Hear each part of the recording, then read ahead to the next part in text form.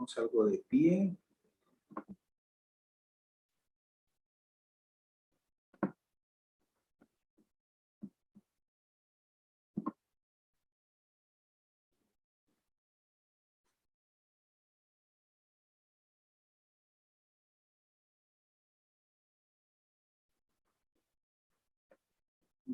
Todas estas clases son, lo que pasa es que tenemos, está muy separado por fragmentos, no tenemos una clase exacta de pie. Esto es hablemos un poco de metatarsianos ahora. Y vamos tocando los diversos huesos del pie según como vayamos viendo. Entonces acuérdense que este es un pie, esta es la imagen radiográfica o la imagen esquemática de la estructura ósea del pie, en donde encontramos, esta es la parte del tobillo, y el pie va desde la parte posterior, que es el talón formado por el calcáneo. Tenemos el astrágalo, el cuboides, ¿no? Este es el calcáneo, este de atrás, el cuboides, la primera, segunda y tercera cuña y el escafoides, ¿no? Acordarse que existe una articulación transtarsiana, ¿no? Que es la que está formada por el calcáneo y el cuboides y el astrágalo y el escafoides, que es la articulación de Chopard, y la articulación tarso-metatarsiana, que está formada por el cuboides y las tres cuñas con los metatarsianos, ¿no? Y se llama la articulación de Lisfranc. Entonces, son asientos a veces de luxaciones o de fracturas. Eso hay que acordarnos para que cuando veamos alguno de estos nombres nos ubiquemos en donde estamos, ¿no? Ahí tenemos los 5 metatarsianos, igual que en la mano, del primero al quinto, y después tenemos las falanges, igual también que en la mano, el primer dedo, 2 falanges y los otros 3, ¿no? Entonces, la movilidad del pie definitivamente es súper diferente a la movilidad de la mano. También tenemos músculos intrínsecos y tenemos ligamentos que estabilizan las articulaciones, así como tenemos también tendones, flexores y extensores, ¿no? de los dedos del pie. Aún así, tenemos la movilidad del pie muchísimo menor a la movilidad de la mano, ¿no? Y salvo en ciertas condiciones muy especiales, así como si ustedes han visto alguna vez la película Mi pie izquierdo, que usaba el pie para todo, entonces sí, podría ser porque se desarrolla o evoluciona, pero no, lo normalmente no es que pase eso, ¿no? Entonces es muy poco el movimiento a veces que tenemos. Acuérdense que el apoyo cuando nosotros caminamos en el pie es como si fuera un trípode, ¿no? El apoyo va sobre la cabeza del primer metatarsiano, la cabeza del quinto y el calcáneo. Eso forma un trípode y el resto de los dedos o la cabeza de los metatarsianos sirve como, digamos,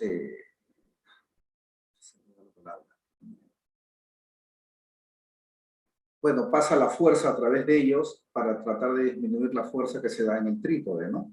Entonces, esos son unos transmisores de fuerza, son de los vectores de fuerza para que se disipe la fuerza y no se lesionen las estructuras del trípode que soportan el peso principalmente, ¿no? Y acuérdense que los dedos literalmente no nos sirven para el apoyo, sino los dedos nos sirven para el arranque de la caminata, ¿no? Es el que nos da el arranque literal, ¿no? de la caminata. Entonces, bajo esas ideas, acordémonos que los metatarsianos son 5, del 1 al quinto, tienen las mismas estructuras que cualquier hueso grande, epífisis proximal, epífisis distal y diáfisis, ¿no? Entonces, tiene una articulación metatarso-falángica y una articulación metatarso-tarsiana, ¿no? O tarso-metatarsiana. Es la articulación del Lisfranc, como les decía. ¿No? La distribución del peso en el pie indica que es relativamente igual en los 6 puntos de contacto del antepié, por inclusión de los 12 samoideos, y el primer metatarsiano asume la tercera parte de la carga del peso y el resto en un sexto, ¿no? El tratamiento debe conservar la simetría en la distribución de los pesos del antepié. Cuando nosotros hacemos un tratamiento de los metatarsianos, debemos mantener las distancias y debemos mantener, digamos, la simetría del arco que tiene, ¿no? De este arco que se mantiene, para que la transmisión de fuerzas a nivel del pie se mantenga, porque si dejamos uno más largo que el otro, uno más corto que el otro, se altera esa fuerza de transmisión esa transmisión de fuerzas a nivel del arco de la cabeza metatarsiana, y entonces empieza a haber dolor y empieza a haber las patologías de metatarsalgia a veces, ¿no? Que se diagnostican. Entonces, acuérdense que la clínica, el diagnóstico de una fractura metatarsiana, por cualquier mecanismo es relativamente fácil, ¿no? No hay mucho tejido blando que está envolviendo a los metatarsianos. Ustedes ven que el pie, salvo que sea un pie muy gordito, ¿no? Pero aún así, no está tan protegido. Entonces, siempre hay que ver puntos dolorosos, edema, crepitaciones, ¿no? Para ver si hay fractura, deformidades. Hay pacientes que a veces tienen fracturas de metatarsiano porque los han pisado o han tenido un trauma de golpe, y a veces uno sigue caminando porque no es que le limite la caminata, sino que produce dolor la marcha. Entonces, eso es un indicativo generalmente de mejor hacer una evaluación, ¿no?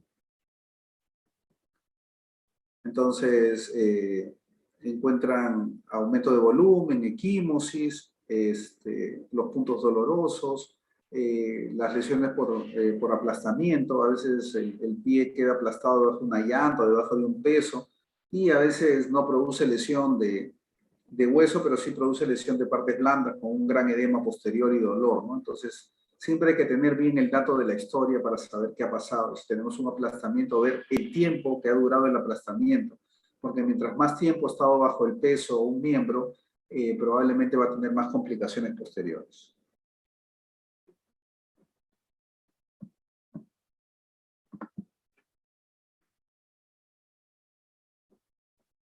Bueno, esta es la clasificación. Acuérdense que la clasificación está preferible anatómica para que ustedes cataloguen cuál es el metatarsiano que está roto y a qué nivel, ¿no? Entonces ustedes ven un ejemplo de una fractura de metatarso, ¿no? Fracturas de varios metatarsianos, ¿no? Que desplazadas y que pueden traer como alteración, una alteración del arco del metatarso y con una alteración de transmisión de fuerza y por lo tanto dolor del pie, ¿no?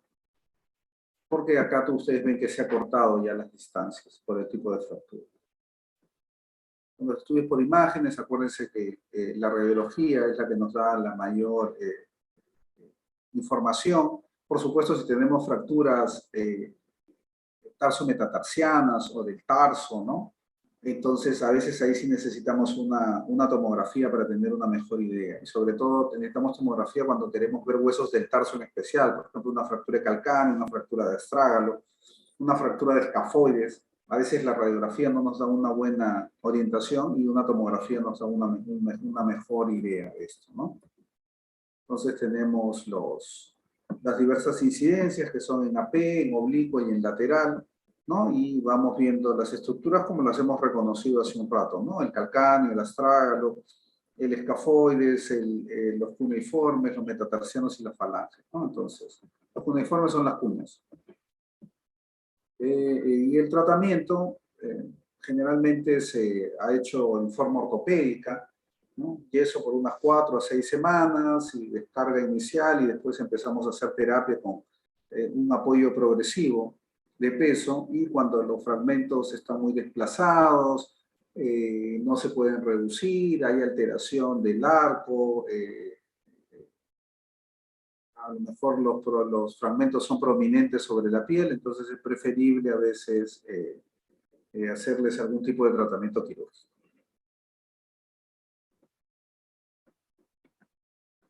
¿No? El tratamiento inicial ya saben que es con una bota de yeso, elevación, analgésicos. Bueno, en este caso no pueden aplicar hielo, salvo que se lo apliquen en los dedos, pero si está con la bota de yeso definitivamente no.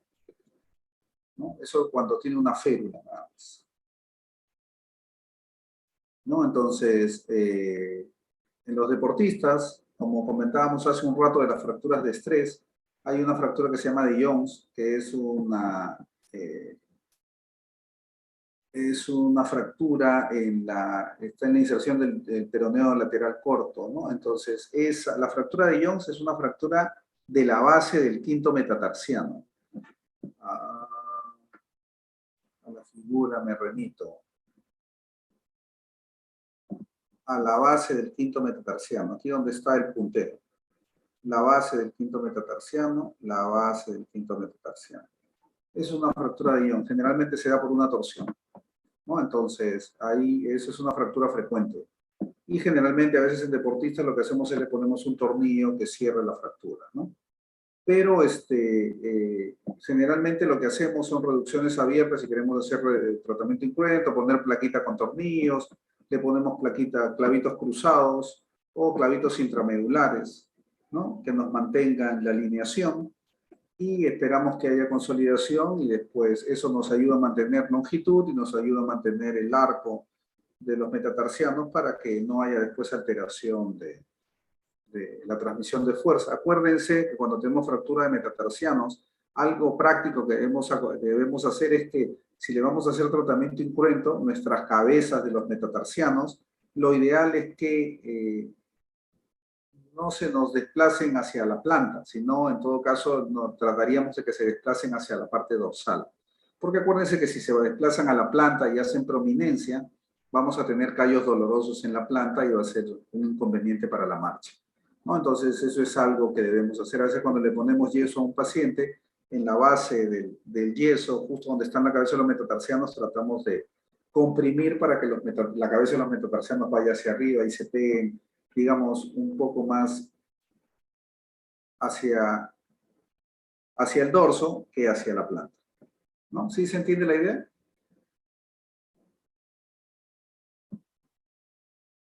Sí, doctor.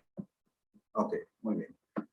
Entonces, eso con respecto al pie. Tenemos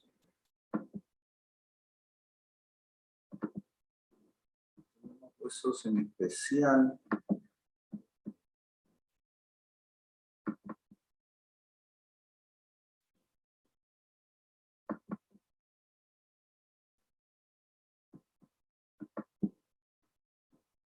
Como el calcáneo, que es el hueso que forma el talón.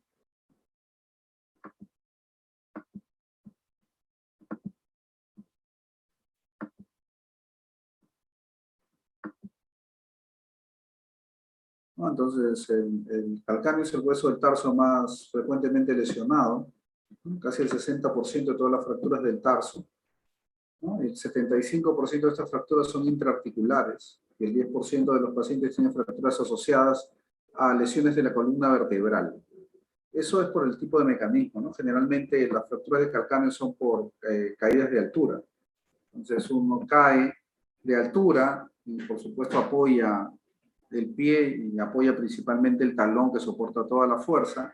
Y en el momento de esa caída, generalmente nosotros llevamos el cuerpo o hacia adelante, que es lo más frecuente, o algunas veces hacia atrás. Entonces eso ocasiona fracturas por acuñamiento anterior o posterior en alguna de las vértebras de la columna dorso-lumbar, ¿no? Entonces,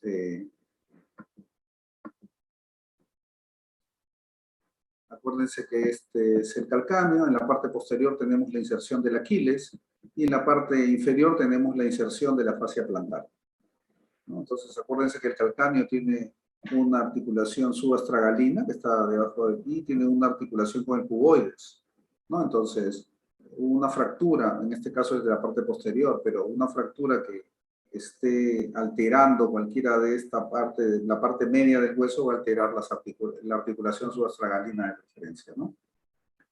Entonces, el mecanismo de lesión generalmente es caídas de altura, y eso es lo que explica la fractura de calcáneo y las lesiones de columna, ¿no? Ya saben que tiene dolor, el tobillo se duele, aumenta de volumen en forma marcada, y cuando hay desplazamiento, ustedes pierden esa curva que tiene el talón, ¿no? Si ustedes se ven su pie sin el zapato, ven como el talón les da una curva hacia la parte posterior. En una fractura con desplazamiento, generalmente esa curva se pierde y el pie se pone plano, ¿no? Y eso hace que se altere la marcha, ¿no? Como en este caso, por ejemplo, esta curva que tenemos acá se pierde por el aumento de volumen y por el desplazamiento. Tenemos aumento de volumen, la equimosis, limitación funcional, se hincha, se edematiza realmente grande una fractura de calcáneo. ¿Y qué tenemos que ver? De preferencia, lo que buscamos en el calcáneo es el ángulo de Boller, ¿no? El ángulo de Boller es una intersección de líneas de la tuberosidad posterior del calcáneo hasta la articulación calcáneo-estragalina, ¿no? Se considera normal entre 25 y 30 grados. El ángulo de Boller es... acá está.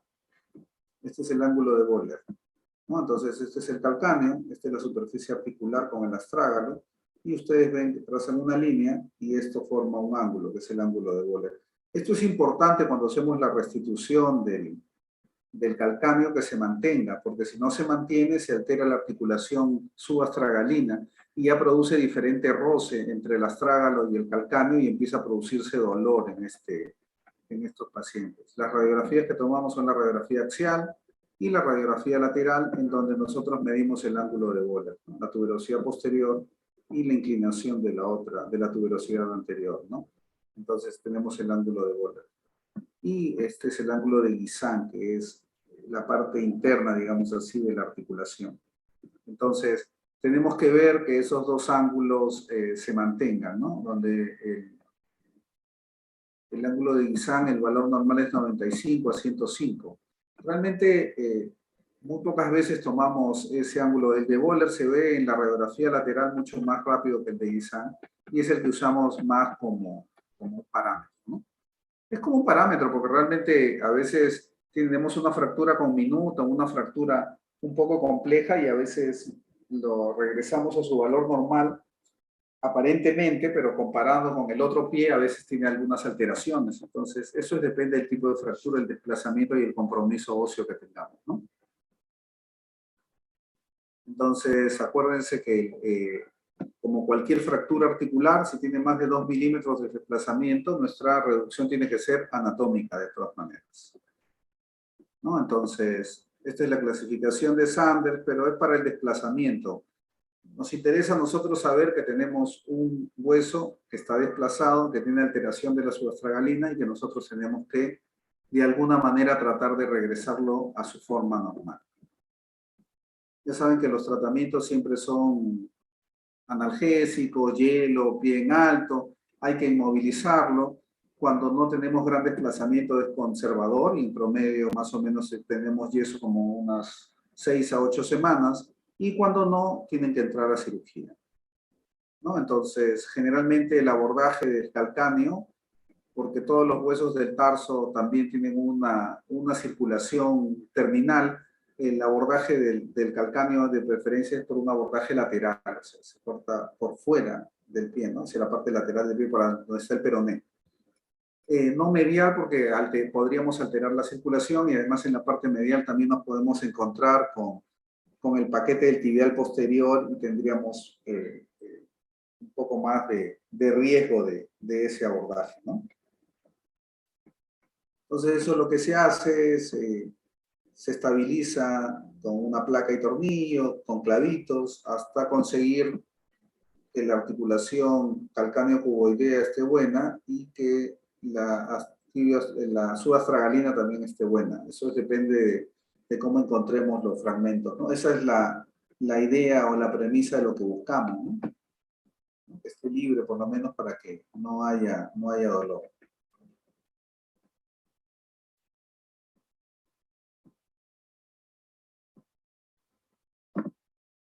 Muy bien. En lo que respecta a las falanges de los dedos del pie, el manejo es casi igual que las falanges de la mano, solamente que difícilmente le ponemos una férula a las falanges del pie, a los dedos del pie como a los dedos de la mano, ¿no? Que le ponemos estas férulas de aluminio en el tratamiento.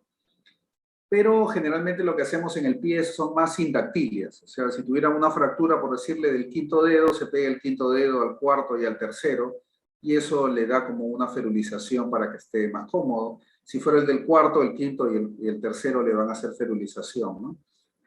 Lo más frecuente generalmente en el pie es que nos fracturemos el quinto dedo en accidentes caseros, ¿no? Uno sale en la noche de su cuarto a tomar un vaso de agua sin zapatos y le mete una patada a una de las sillas del comedor, una cosa así por el estilo, y ahí se puede lesionar o fracturar el quinto dedo. Generalmente uno se fractura y el dedo por lo general aumenta de volumen, se pone quimótico, a veces se abre un poquito, entonces uno ya piensa que está lesionado, ¿no?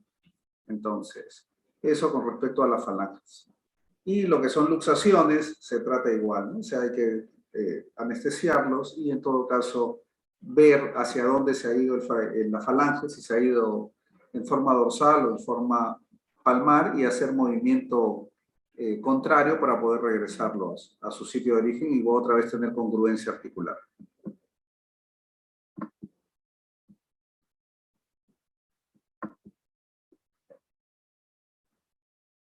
Ya, con esta clase que vamos a hacer terminamos.